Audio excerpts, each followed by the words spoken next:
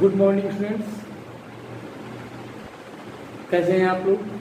बढ़िया होंगे, अच्छे होंगे, घर पर ही होंगे सभी लोग। बच्चों, क्लास 11th की मैथमेटिक्स का जो फर्स्ट चैप्टर है वो समुच्चय सिद्धांत है और आज से हम मैथमेटिक्स क्लास 11th की भी स्टार्ट करने जा रहे हैं ताकि आप लोगों का भी जो सिलेबस है वो पिछड़े ना।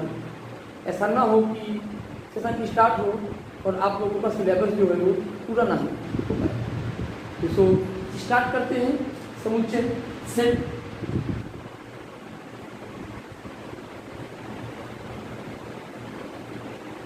तो ये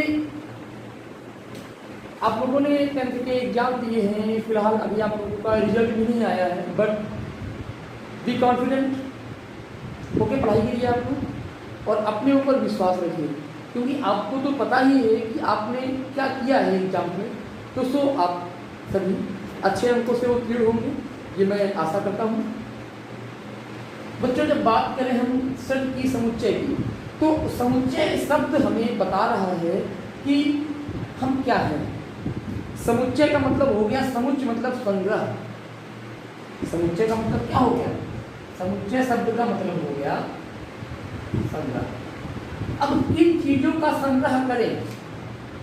भाई बहुत सी चीजों का संग्रह कर सकते हैं, लेकिन संग्रह तो हम उन्हीं चीजों का कर सकते हैं जो डिफाइन है, जिनकी परिभाषा है, यानी जो हमें मिल सकते हैं आसानी से। जो नहीं मिलेंगे उनका संग्रह हम कहाँ से करेंगे? जो डिफाइन ही नहीं है उनका संग्रह हम कहाँ से करेंगे? तो जो अगर डिफिनीशन दी जाए समुच्चय की, सेट की, तो जो समुच्चय होता है वो सुपरिभाषित, यानी कि जो अच्छे से डिफाइन हो, well defined collection of well defined numbers. Set is collection of well defined numbers. समुच्चय क्या है? सुपरिभाषित अवयवों, संख्याओं। यहाँ पे अवयवों की बात करते हैं। अवयव आपकी नंबर्स भी होते हैं और आपके जो अन्य वस्तुएं होती हैं उनमें भी आते हैं, यानी कि हम थिंग्स की बात कर सकते हैं। Set is a well defined collection of articles, of numbers. बच्चों, सेट मालूम हो गया होगा क्या है। जैसे हम बात करें, यहाँ पे एक समुच्चय ले लिया हमने ए, और समुच्चय को हम मझले कोष्ठक से, ये मोस्ट इंपॉर्टेंट चीज है, काहे से लिखते हैं? मझला कोष्ठक स्मॉल होता है, मिडिल होता है, तो इसे क्या बोलते हैं? Middle bracket. मिडिल ब्रैकेट पढ़ा होगा आपने यहाँ पे, मिडिल ब्रैकेट होता है। इस कोष्ठक से, इस ब्रैकेट से हम डिफाइन करते हैं, लिखते हैं इस ब्रैकेट से, यानी कि अवयवों को इसी ब्रैकेट में लिखते हैं। कुछ विशेष वस्तुओं का संग्रह ले लें हम, जैसे कि 1 से 5 तक की प्राकृतिक संख्याओं का संग्रह ले रहे हैं। 1 से 5 तक की बात की है तो हम यहाँ पे 1, 2, 3, 4, 5 ले लिया। जैसे मैंने अपने बैग में, जो मेरे पास बैग है या जो आपके पास बैग है, उसमें पुस्तकों की संग्रह की बात करें तो गणित, अंग्रेजी, हिंदी, विज्ञान, इतनी बुकें हैं मेरी बैग में, तो ये मेरे बैग की पुस्तकों की संख्या हो गई, पुस्तकों का संग्रह हो गया। इस प्रकार से संग्रह कर लिया आपने अपनी पुस्तकों को, यहाँ पे लिख दिया, और ये क्या हो गया? ये समुच्चय हो गया। और बच्चों, एक मोस्ट इंपॉर्टेंट बात, जैसे कि यहाँ पे ये हमने ये लिख दिया 1, 2, 2, 3, 4, 5, तो यहाँ पे दो बातें नोट कर लो। समुच्चय में जो क्रम होता है, चाहे हम 5, 4, 3, 2, 1 लिखें, चाहे गणित, अंग्रेजी, हिंदी, विज्ञान लिखें, चाहे विज्ञान, अंग्रेजी, गणित, हिंदी लिखें, चल जाएगा, वो सही है, यानी उसका कोई दिक्कत नहीं होता है।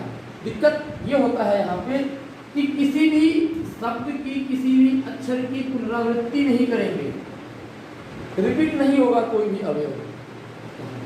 ये बात इंपॉर्टेंट होती है समुच्चय में। तो इस समुच्चय को व्यवस्थित रूप से लिखे तो ये 1 2 3 4 5 इस प्रकार से।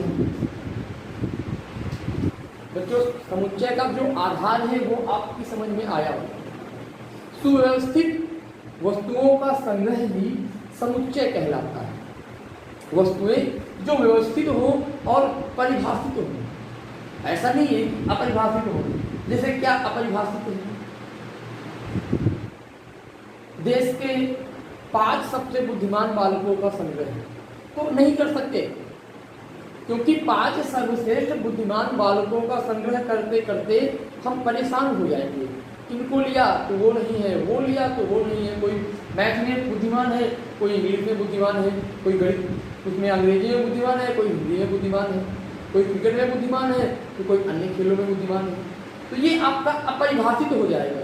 यानी कि देश के हम 5 बुद्धिमान बालकों को अपरिभाषित वस्तुओं की संग्रह देते हैं। यहाँ पे वो क्या हो जाएंगे? अपरिभाषित हो जाएंगे। या और दे दो आप, अच्छी खाने की वस्तुओं का संग्रह। तो क्या आप डिफाइन कर सकते हैं अच्छी खाने की वस्तुएं?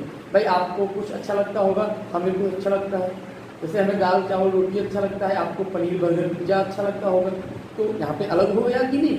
यहाँ पे मतलब खाने की सबसे अच्छी वस्तुओं का संग्रह तो हम कर सकते हैं, लेकिन वो अपरिभाषित हो जाएगा, उसको लिख ही नहीं पाएंगे। भाई आप बताओगे कुछ, आप कुछ बताओगे, आप कुछ बताओगे, तो क्या क्या लिखेंगे? कुछ नहीं आ पाएगा। बच्चों यहाँ पे हम समुच्चयों का निरूपण पढ़ेंगे कि समुच्चयों का निरूपण किस प्रकार से है।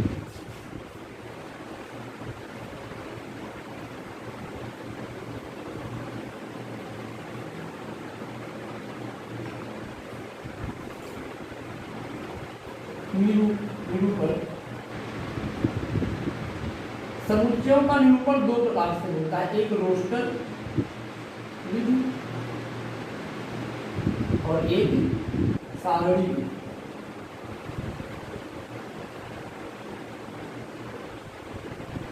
क्या होता है रोस्टर विधि?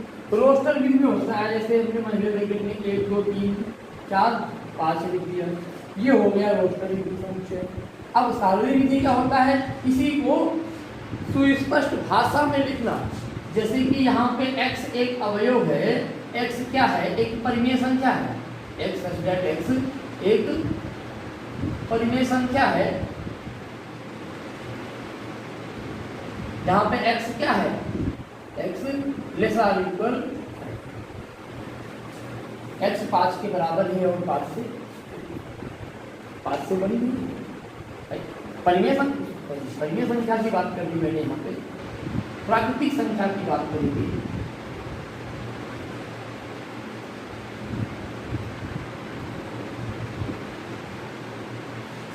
x क्या है आपका? x एक प्राकृतिक संख्या है। प्राकृतिक संख्या की 1 से स्टार्ट होती है और मैंने यहाँ पे कंडीशन लगा दी है कि x इक्वल है r लेस है 5, यानी x 5 से छोटा है और 5 के बराबर है। तो बारी बारी से हम प्राकृतिक संख्याओं को रखते हैं, तो क्या हो जाएगा? 1 2 3 4 5 ही होगा। तो जो ये रोस्टर विधि है, ये सारणी विधि है। यहाँ पे जब अभ्यास प्रश्न हम करेंगे तो हमें इसका वेल डिफाइंड पूरे तरीके से समझ में आएगा। अब यहाँ पे कुछ और महत्वपूर्ण चीज़ें हैं, जैसे कि हम संकेत में समुच्चयों को किस प्रकार से रखते हैं। जैसे कि ये बात करें, अगर हम प्राकृतिक संख्याओं का समुच्चय जो लेते हैं तो उसे काहे से लिखते हैं, उसका संकेत क्या होता है। अगर बात करें प्राकृतिक संख्याओं का,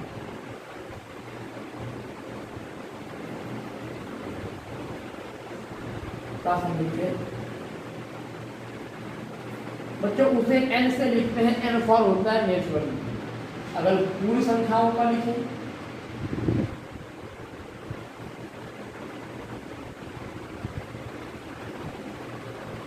तो W फॉर होता है होल नंबर। अगर पूर्णांक का लिखें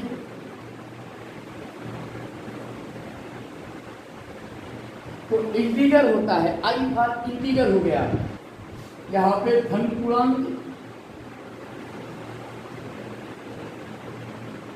I प्लस होता है और ऋण पूर्णांक आई बन जाएगा। अगर बच्चों परिमेय संख्या की बात करें तो परिमेय संख्या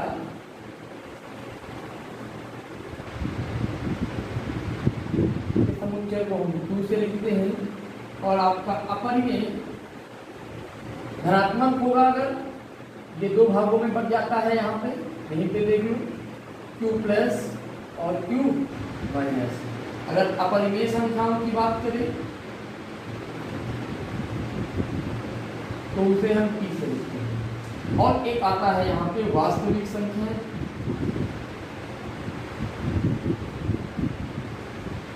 उसे हम r से डिनोट करते हैं। तो जो यहाँ पे ये इतनी बातें आपकी समझ में आती हैं। एक और नंबर होता है यहाँ पे मिश्र संख्या, समिश्र संख्या जो होती है उन्हें हम c से डिनोट करते हैं, कॉम्प्लेक्स नंबर को। समिश्र संख्याओं की बात करें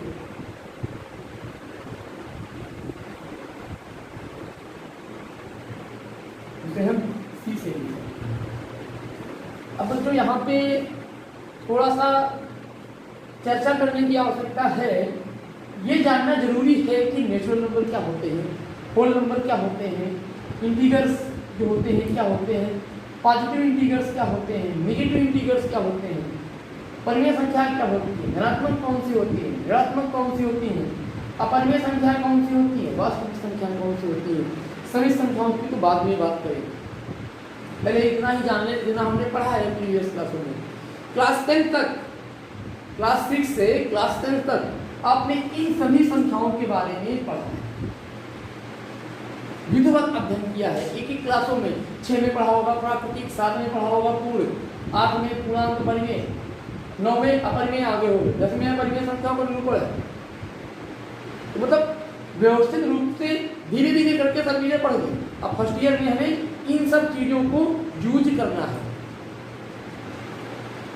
बहुत यूज होने वाला है इनका। ऐसा नहीं कि ये पढ़ लिए तो हो गया, ये जनरल मैथमेटिक्स है, सामान्य गणित है और सामान्य गणित का यूज जीवन में हर कदम पे होता है, पल पल में सामान्य गणित का यूज है, बहुत ज्यादा यूज है। मतलब नेचुरल नंबर की बात करें तो 1 2 3 4 होता है, हल्का सा रिमाइंड करा रहे हैं आपको। होल नंबर की बात करें तो 0 से हो गया, नेचुरल में 0 जोड़ दो। अगर हम इंटीजर्स की बात करें तो होल नंबर्स में निगेटिव नंबर्स जोड़ दो तो आपका इंटीजर्स हो गया। ये धन पूर्णांक हो गया प्लस वाला, ऋण पूर्णांक हो गया माइनस वाला। एक और बात मोस्ट इंपॉर्टेंट, 0 जो होता है आपका वो धन पूर्णांक नहीं होता है, ऋण होता है, तो 0 उदासीन होता है। क्या होता है? उदासीन होता है। अब परिमेय संख्याओं की बात करें तो ये परिमेय संख्या जो p बटे q के रूप में होती है परिमेय संख्या कहते हैं। माइनस है तो निगेटिव, प्लस है तो पॉजिटिव। अपरिमेय संख्याओं की बात करें, ऐसी संख्याएं जिन्हें p बटे q के रूप में न लिख सकें, क्या होती हैं? अपरिमेय संख्या होती है। उसके बाद बात करें अगर वास्तविक संख्याओं की तो बच्चों इन सभी संख्याओं को, यानी कि ये जो आपकी नेचुरल नंबर्स हैं, होल नंबर्स हैं, इंटीजर्स हैं, इरेशनल नंबर, रेशनल नंबर्स हैं, इन सभी को सम्मिलित रूप से रियल नंबर कहा जाता है। अर्थात प्रत्येक प्राकृतिक संख्या एक वास्तविक संख्या है, प्रत्येक पूर्ण संख्या एक वास्तविक संख्या है, प्रत्येक पूर्णांक एक वास्तविक संख्या है, प्रत्येक परिमेय संख्या और प्रत्येक अपरिमेय संख्या क्या होती है? वास्तविक संख्या। बच्चों ये छोटा सा वीडियो है आपको ये समझाने के लिए, ये इंट्रो देने के लिए कि ये जो सेट है क्या है, समुच्चय किस प्रकार से बनता है, समुच्चयों को किस प्रकार से लिखते हैं। आपके पास अगर मैथमेटिक्स की बुक हो, अवेलेबल हो, तो आप एक्सरसाइज से संबंधित कुछ प्रश्नों को हल करने का प्रयत्न करिए और अपनी पढ़ाई को एक रो में चालू कर दीजिए। बहुत वक्त हो चुका, बहुत स्टे कर लिया घर पे आप लोगों ने, बेकार में बैठकर अपना टाइम वेस्ट किया है। अब बेकार में टाइम वेस्ट करने से कोई मतलब नहीं है भाई। जीवन का लक्ष्य तो हमारा अध्ययन है, अध्ययन है, इन फ्यूचर कुछ ना कुछ करना है, तो कुछ ना कुछ करने से पहले जो जीवन के प्राथमिक चरण हैं उनको तो पूरा ही करना है। उनमें हमारी स्टडी आती है, तो उस स्टडी को पूरा करने के लिए हमें रुकना नहीं, रुक गए तो बेकार हो जाएगा। इसलिए आज से रेगुलर हम स्टार्ट करते हैं। आप लोग भी हमारा सपोर्ट करिए, साथ दीजिए।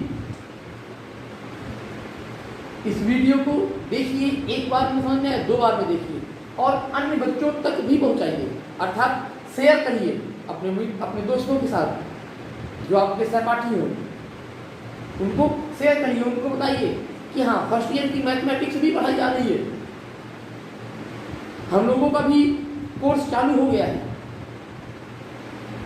और चलो पढ़ते हैं। इससे एक नई ऊर्जा मिलेगी, आप लोगों को लगेगा कि हाँ हम भी हैं, हमारा अस्तित्व भी है। नहीं तो ऐसा लगने लगता है कि हम क्या है, हम तो बेकार हैं, हाई स्कूल वाले पढ़ रहे हैं, इंटर वाले पढ़ रहे हैं, हम क्या कर रहे हैं, बस घूम रहे हैं, टहल रहे हैं, खा रहे हैं। ऐसा नहीं है, आप लोग भी पढ़िए। All of you are students, आप लोग भी विद्यार्थी हैं।